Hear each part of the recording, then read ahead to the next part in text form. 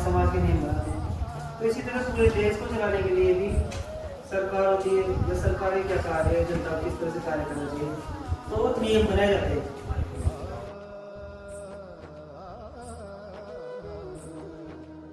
हम भारत के लोग भारत को एक संपूर्ण प्रभुत्व संपन्न समाजवादी धर्मनिरपेक्ष लोकतंत्रात्मक गणराज्य बनाने के लिए तथा उसके समस्त नागरिकों को सामाजिक आर्थिक और राजनीतिक न्याय विचार विश्वास और उपासना की स्वतंत्रता प्रतिष्ठा और अवसर की समानता प्राप्त कराने के लिए तथा उन सब में व्यक्ति की गरिमा और राष्ट्र की एकता और अखंडता सुनिश्चित करने वाली बंधुता बढ़ाने के लिए दृढ़ संकल्प होकर अपनी इस संविधान सभा में आज दिनांक 26 नवंबर 1949 को एतद द्वारा इस संविधान को अंगीकृत अधिनियमित और आत्मार्पित करते हैं।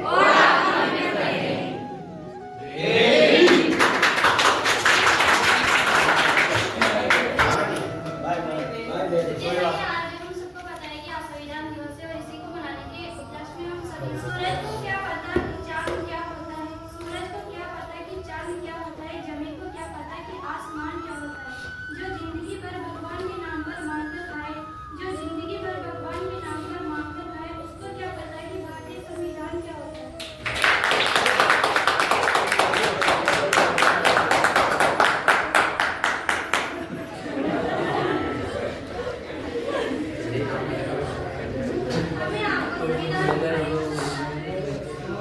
संविधान की परिभाषा बताइए। संविधान का मतलब क्या होता है? संविधान का संयुक्त छेद होता है सम प्लस विधान। सम का मतलब बराबर, विधान का मतलब नियम या कानून जो सबके लिए बराबर से लागू हो। कविता 26 नवंबर 1949 को पारित, 26 जनवरी 1950 को लागू। सबसे बड़ा लिखित फरमान में देश का सर्वोच्च सम्मान में भारत का संविधान संप्रभुत्व संपन्न समाजवादी लोकतांत्रिक और धर्मनिरपेक्ष हिंदी गणतंत्र की पहचान में भारत का सर्वोच्च विधान में भारत का संविधान 395 अनुच्छेद 22 भाग 8 अनुसूचियां हैं, मुझमें 104 संशोधन की दास्तान में देश का सर्वोच्च विधान में भारत का संविधान शक्तियां केंद्र राज्य में बटी पूरी तरह संघीय मेरा ढांचा है। मैं देश की आन बान शान हूँ, देश का सर्वोच्च सम्मान हूँ, मैं देश का संविधान हूँ, मैं देश का संविधान हूँ। समान हक मिले सबको, सबको अवसर मिले समान, में हर नागरिक की मुस्कान हूँ, देश का सर्वोच्च विधान हूँ, मैं भारत का संविधान हूँ, मैं भारत का संविधान।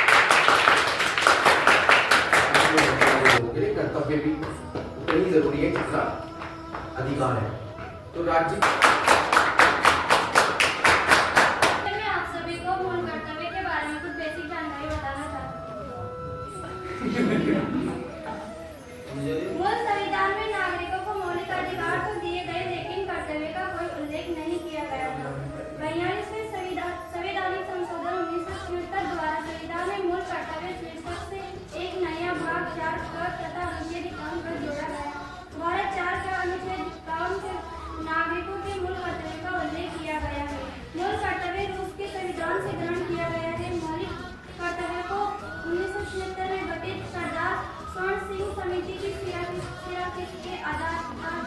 समाविष्ट किया गया है। इस समिति द्वारा 8 मूल कर्तव्यों की सिफारिश की गई थी, परंतु 92वें संविधान संशोधन द्वारा भारतीय संविधान के भाग 4 का अनुच्छेद 51 के तहत 10 मूल कर्तव्य जोड़े गए।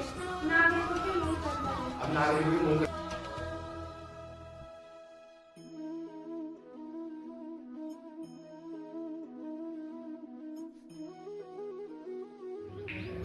प्रत्येक नागरिक का यह मूल कर्तव्य होगा कि संविधान का पालन करे और उसके आदर्शों, संस्थाओं, राष्ट्रध्वज और राष्ट्रगान का आदर करे।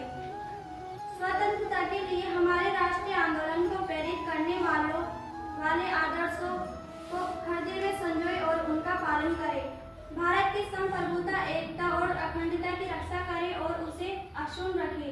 देश की रक्षा करे और आह्वान किए जाने पर राष्ट्र की सेवा करे। भारत के सभी लोगों में समरसता और समान भ्रातृत्व की भावना का निर्माण करे, जो धर्म, भाषा, प्रदेश या वर्ग पर आधारित सभी भेदभाव से परे हो। ऐसी प्रथाओं का त्याग करे जो स्त्रियों के सम्मान के विरुद्ध हो। हमारी सामाजिक संस्कृति की गौरवशाली परंपरा का महत्व समझे और उसका परिरक्षण करे। प्राकृतिक पर्यावरण की, जिसके अंतर्गत वन, झील, नदी और वन्य जीव की रक्षा करे और उसका संवर्धन करे तथा प्राणी मात्र के प्रति दयाभाव रखे। वैज्ञानिक दृष्टिकोण, मानवतावाद और ज्ञानार्जन तथा सुधार की भावना का विकास करे। सार्वजनिक संपत्ति को सुरक्षित रखे और हिंसा से दूर रहे। व्यक्तिगत और सामूहिक गतिविधियों की सभी क्षेत्रों की ओर बढ़ने तथा सतत प्रयास करे, जिससे राष्ट्र निरंतर बढ़ते हुए प्रयत्न और उपलब्धि की नई ऊंचाइयों को छू ले।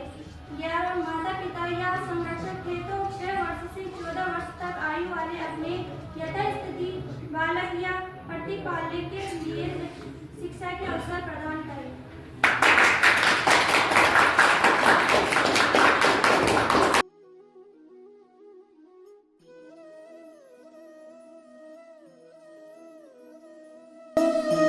ये भी है 10 क्वेश्चन पूछे जाएंगे और जो 10 में से सबसे ज्यादा क्वेश्चन के आंसर देगा राइट करेक्ट वो टीम जीत जाएगी। ठीक है, अब ऑल द वेरी बेस्ट, अपना बेस्ट देना। चलो क्वेश्चन सुनो ध्यान से।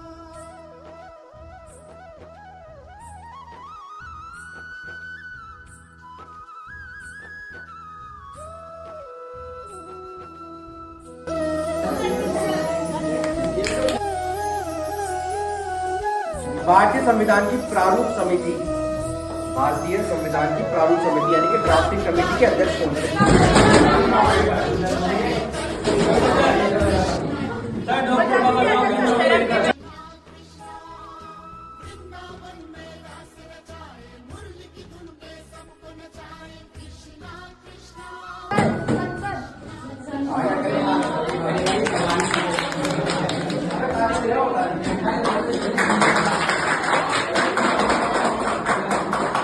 संविधान की प्रस्तावना को संविधान की आत्मा क्यों कहा जाता है?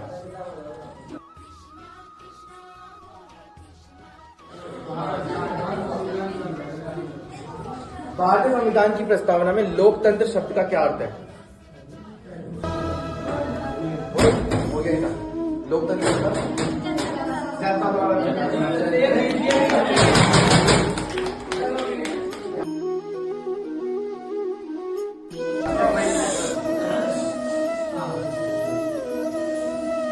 ध्यान से सुना क्वेश्चन। पहले बजर बजेगा, शांति रखो, इसके बाद आंसर देगा जिससे बजर बजेगा। विधानसभा के अध्यक्ष कौन थे? नहीं, सही नहीं।